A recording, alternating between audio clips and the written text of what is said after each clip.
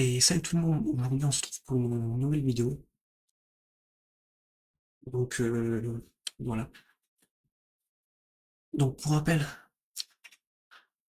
j'ai l'intention de m'acheter un nouveau PC portable qui va me servir pour mes études.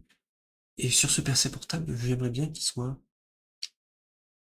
que j'ai vraiment une interface graphique qui soit, si vous voulez, minimaliste, qui soit fonctionnelle et qui soit agréable à voir. Enfin, si vous voulez, en gros quoi, j'aimerais pas avoir Windows dessus. Et j'aimerais avoir une interface graphique qui soit un peu, si vous voulez, à l'Apple, mais qui soit bien mieux que Apple. Et cette interface graphique, eh j'aimerais bien la faire. Et c'est pour ça que depuis pas longtemps, j'ai installé Linux avec Arch Linux dessus et Hyperland dessus. Et je m'amuse du coup à faire des races, donc à faire ces petits trucs, donc cette barre. Et récemment, je suis tombé sur une vidéo de quelqu'un qui présentait son race. Et vous en ai parlé notamment dans la dernière vidéo. Mais voilà, si vous voulez, j'avais trouvé son race qui était bien, j'avais trouvé son race assez bien. Il était minimaliste, voilà, pour rappel, il y avait, son race, c'était vraiment, il y avait un bouton au milieu, ce qui était, enfin voilà, une horloge simplement, et quand tu mettais la souris dessus, la barre s'agrandissait et affichait d'autres trucs. Donc moi, j'ai envie de refaire ma barre et de faire quelque chose d'à peu près similaire. C'est pourquoi si vous voulez, j'ai réécrit un peu sur un fichier LibreOffice. Donc les différents règles de design que je vais mettre sur cette barre. Donc avant ça, moi, si vous voulez, j'ai déjà fait notamment quelques modules, comme cela. Voilà, un module qui permet d'ouvrir des applications, un module qui permet de changer de fond d'écran, et un module qui permet d'éteindre et allumer son PC. Donc tout ça, c'est des modules que j'ai fait, si vous voulez, en prototype, si vous voulez.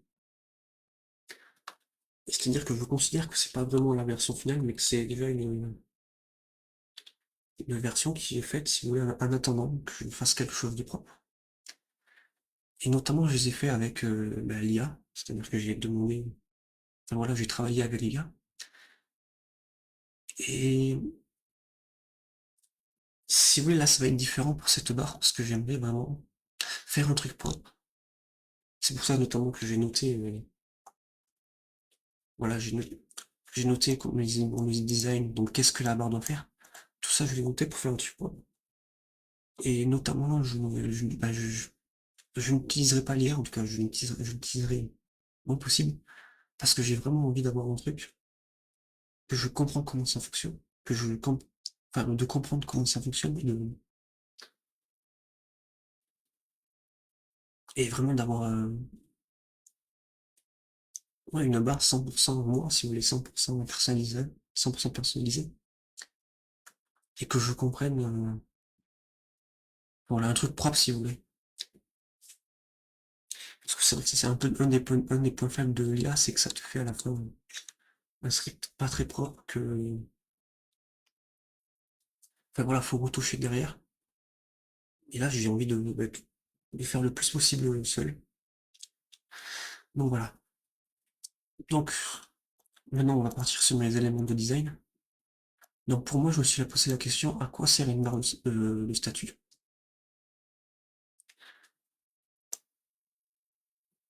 Donc c'est un panneau de bord. Donc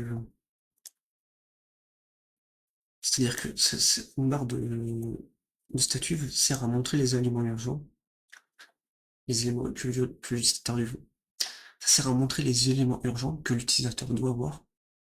Donc là, je donne des exemples, batterie vide, pas de connexion internet. Si vous voulez, pour vous expliquer un peu, pourquoi on regarde la barre de statut? Donc on a déjà, de un, c'est pour voir l'heure. Voilà, quand par exemple on est sur une application, on est en train de scroller sur YouTube ou autre chose, des fois on a besoin juste de voir l'heure et lever les yeux.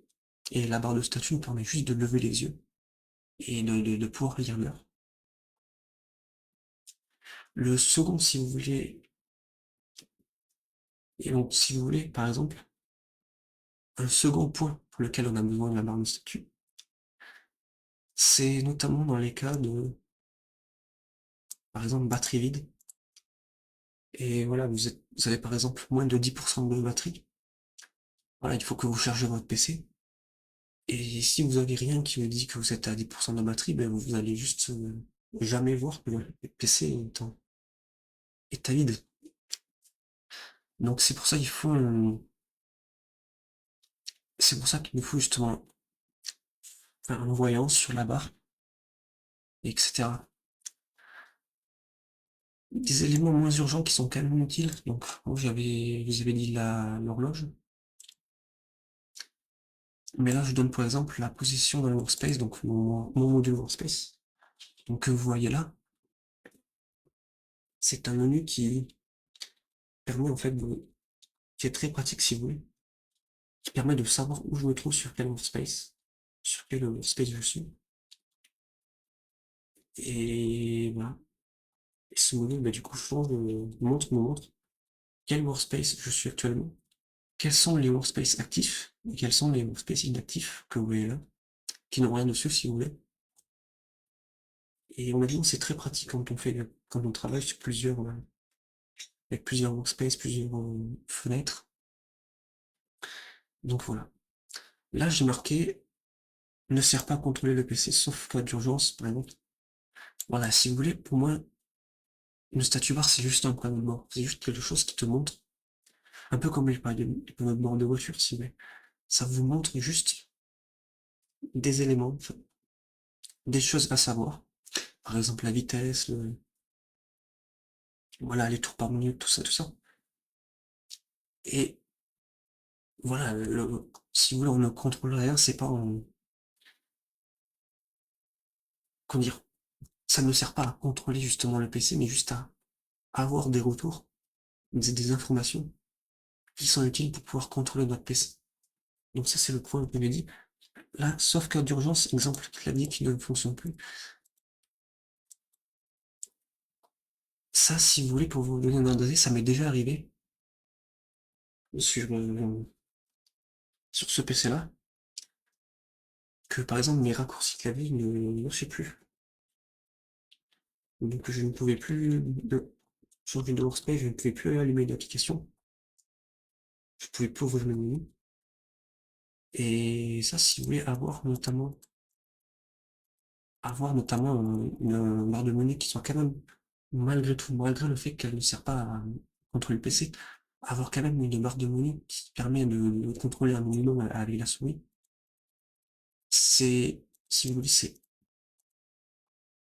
ça m'a, à l'époque j'en avais pas, mais ça aurait pu vachement m'aider, parce que voilà, j'ai dû changer de session et tout ça, c'était un peu galère.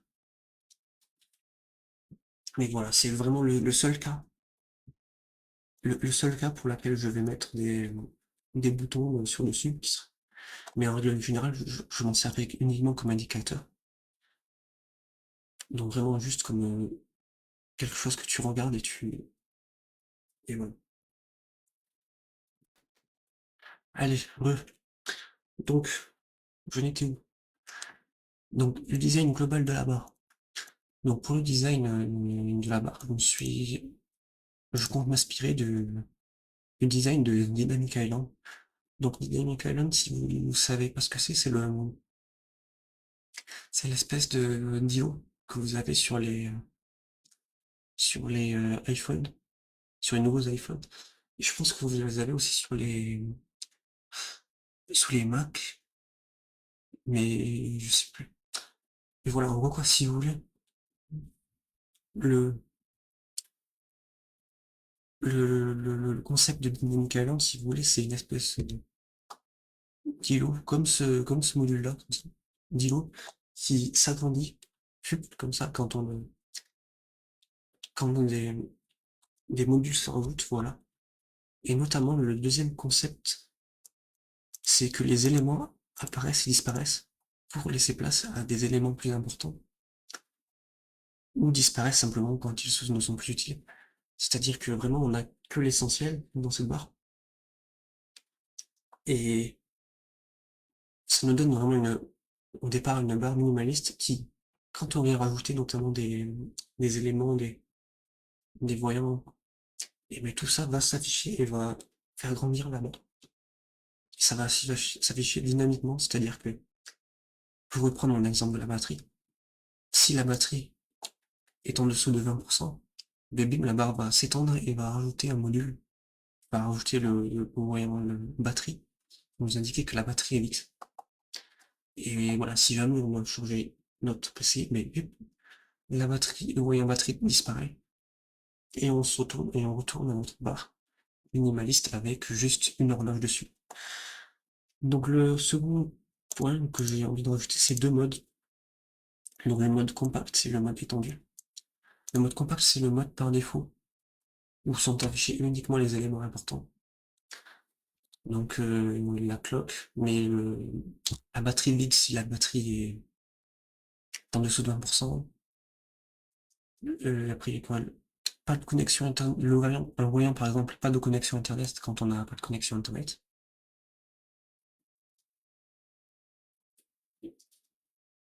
Et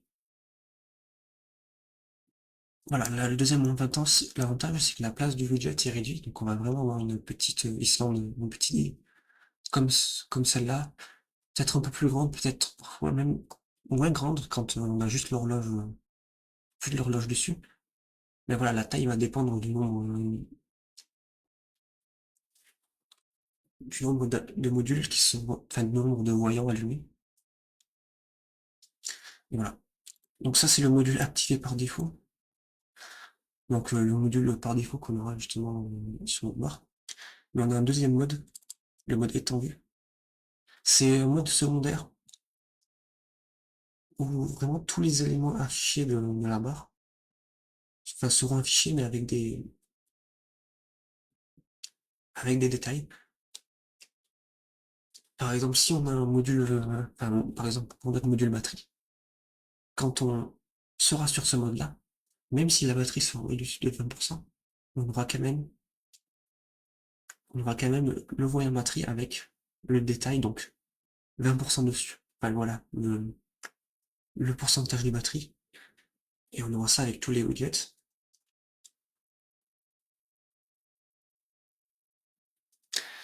Donc voilà, mode secondaire, tous les éléments de la barre seront affichés avec leur détail. Plage du widget bien plus grande que le mode compact, dont le widget empiétera sur l'application en dessous.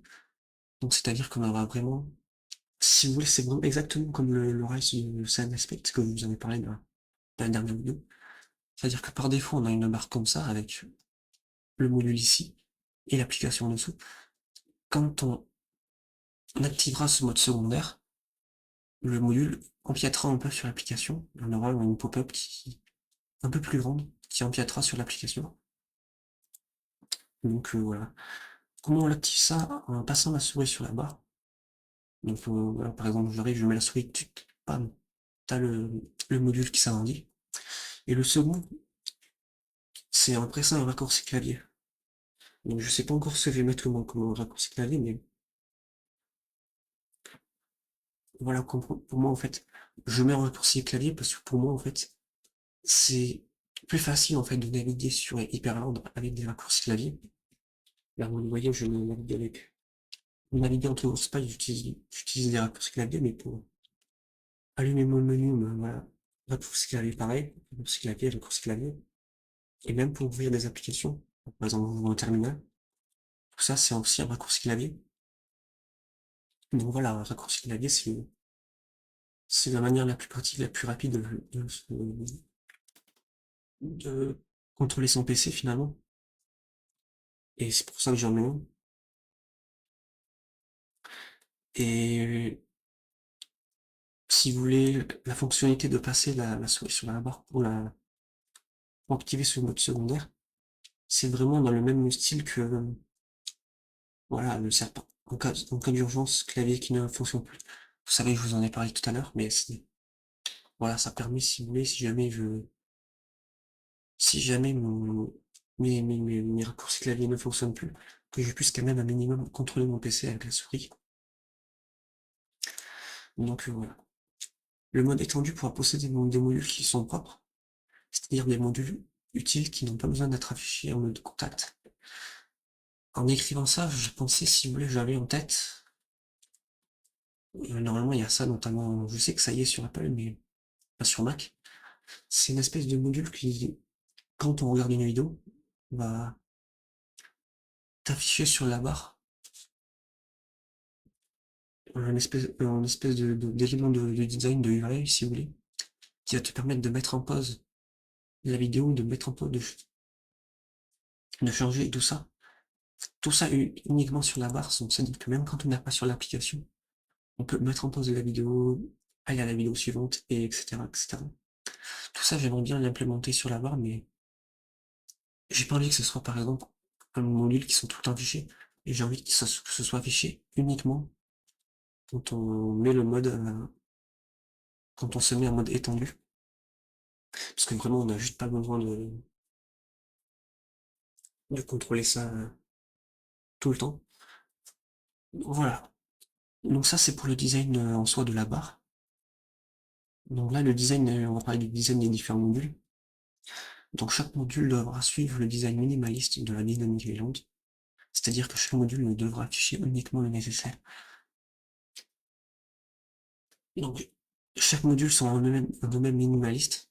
Voilà ce que ça veut dire si vous voulez, c'est-à-dire que voilà, c'est-à-dire que au-dessus, voilà, j'ai vraiment designé la barre en soi. Maintenant, j'aimerais on va designer justement les modules en soi.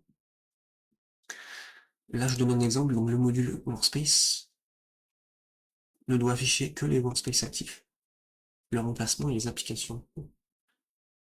Donc ça veut dire que ça nous affichera pas les workspaces vides.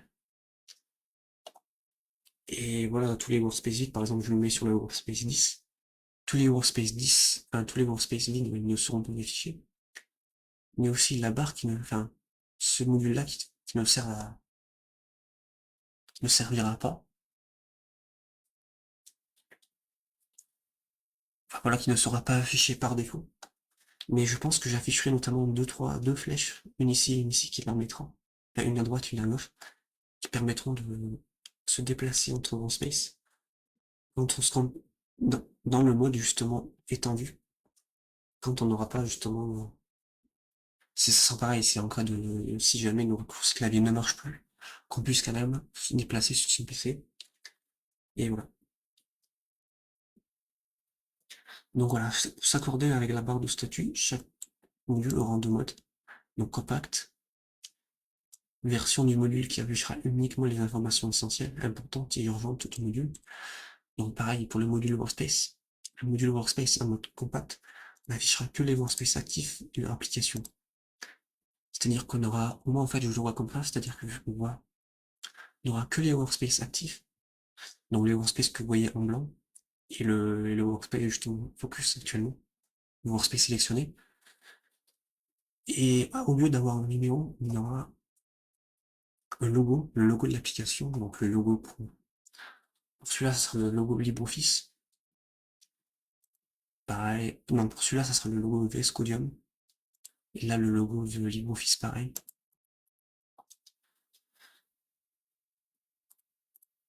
Donc voilà. Et le second mode, c'est le mode étendu.